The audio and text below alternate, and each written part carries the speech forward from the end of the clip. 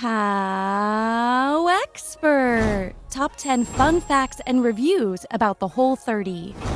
HowExpert publishes quick how-to guides on all topics from A to Z by everyday experts. Visit HowExpert.com to learn more. Make sure to subscribe to our YouTube channel for more HowExpert Top 10 videos in the future. Moving on, let's talk about the HowExpert Top 10 fun facts and review about the Whole30. Number 10. Cleaning out your pantry is the first step. Deciding to do Whole30 is not something you figure out on a Sunday and start on a Monday. Planning and prep for the program can take as long as a few weeks in order to be completely successful.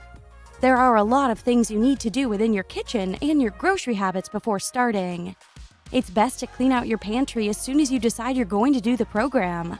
Take away all the sugar, carbs, dairy, alcohol, beans, legumes, processed foods, and other non-compliant items. Give it away or donate it to a local food pantry. Taking these things out of your sight will help prep you towards your start date. Consider it a bit of conditioning before the big game. Going cold turkey on a new eating plan rarely turns out to be successful. Number 9. The community is huge, helpful, and a bit overwhelming. There are hundreds of online resources for planning and meal prepping for your 30 days.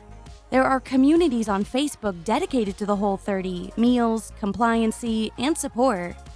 You can find a Facebook group dedicated to your specific Whole30 niche. Are you a first-time Whole30 participant? Is this your 5th round? Are you a new mom taking on the Whole30 to help lose the baby weight?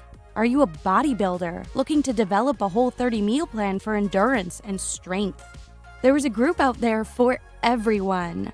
The official Whole30 website also has a very large community forum for Q&A, support, and general comments about the program. It's a bit daunting at first, but finding your right group will certainly help you along in the process. Number 8. You will not get bored with the recipes, but it will require some effort. When you think of Whole30 or any strict eating routine, there is the fear of boredom with the food. How do you keep things creative when there are such limits to what you can and cannot eat? If anything, the fact that the plan requires you to eat 3 meals a day with little to no snacks makes it easier.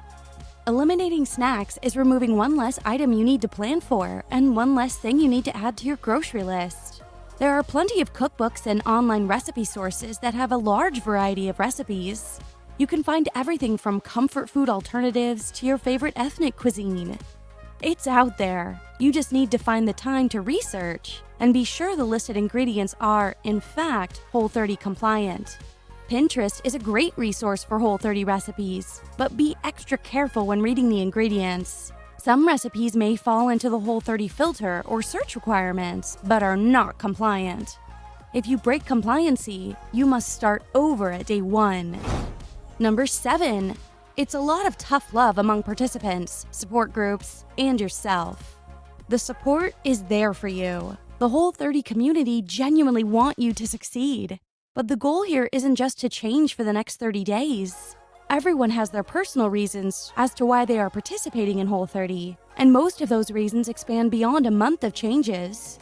Most people want to make lifestyle changes to improve their overall health, gain control over chronic illness, increase their energy, or lose weight. Although Whole30 pros will tell you weight loss is not a valid reason to do the program, and it's simply an added benefit. With such intense changes comes accountability.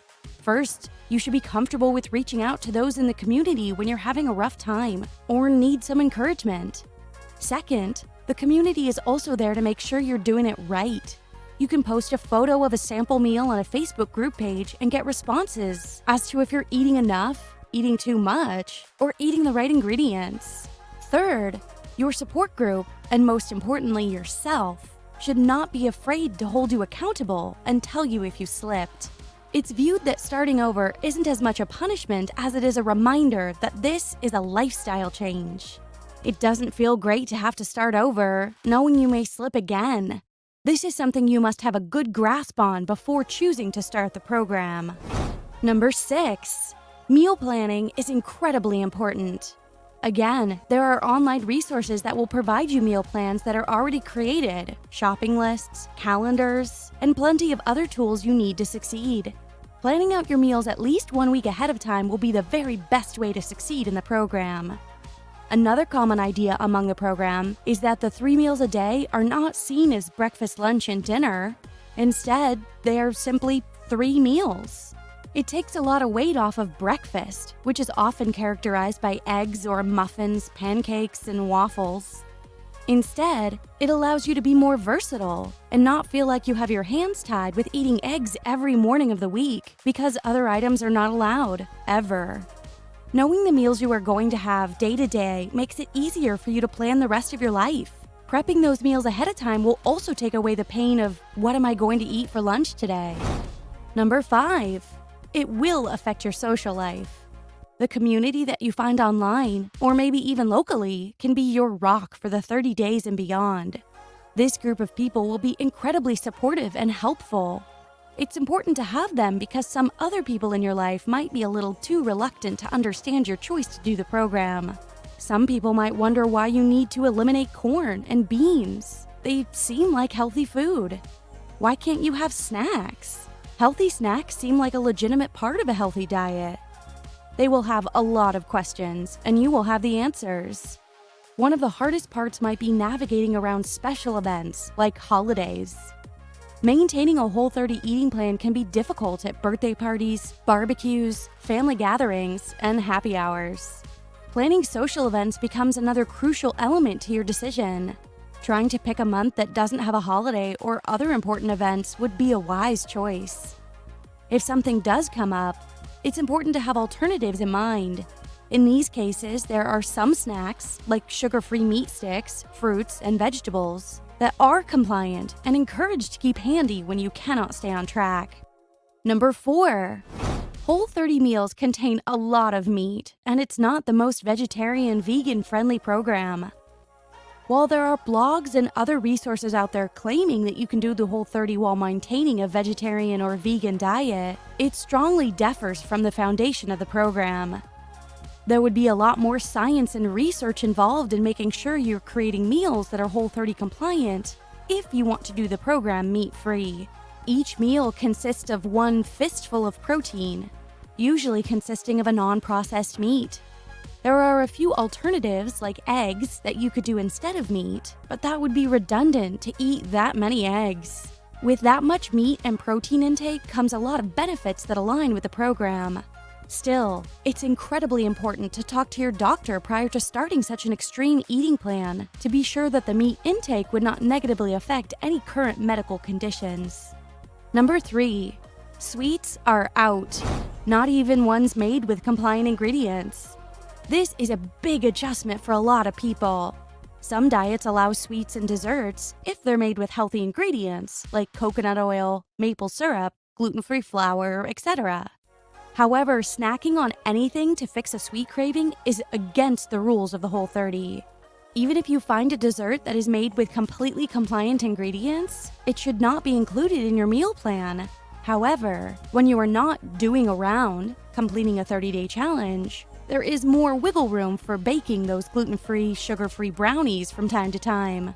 The mindset is to remove the sweet tooth completely and condition yourself to say no in the future and not have the cravings at all.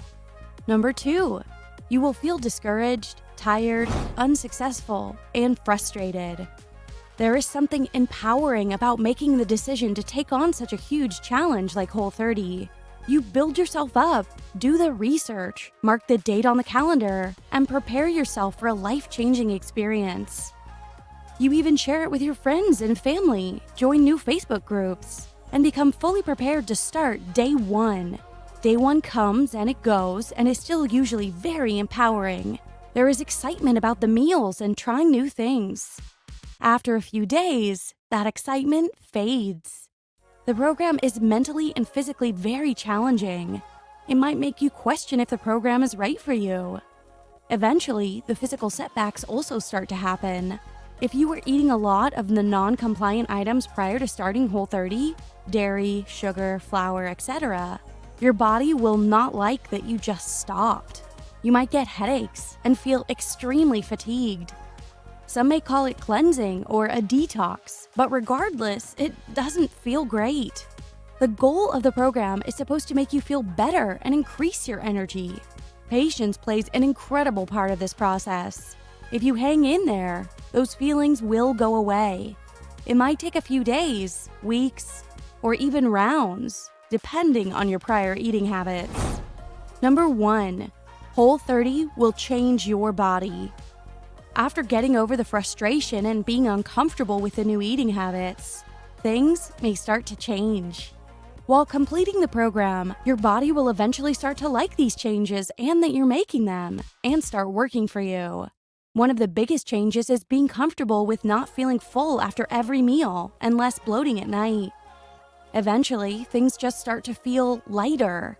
And with that comes more energy and an overall sense of accomplishment with the program. Weight loss will likely happen.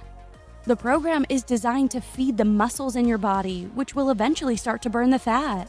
Your skin might clear up. Your hair and nails might also start growing like crazy. Other physical changes can also happen to show the success of the program. Someone who was once winded walking up the stairs may be able to slowly jog a mile. An athlete's performance will likely increase significantly.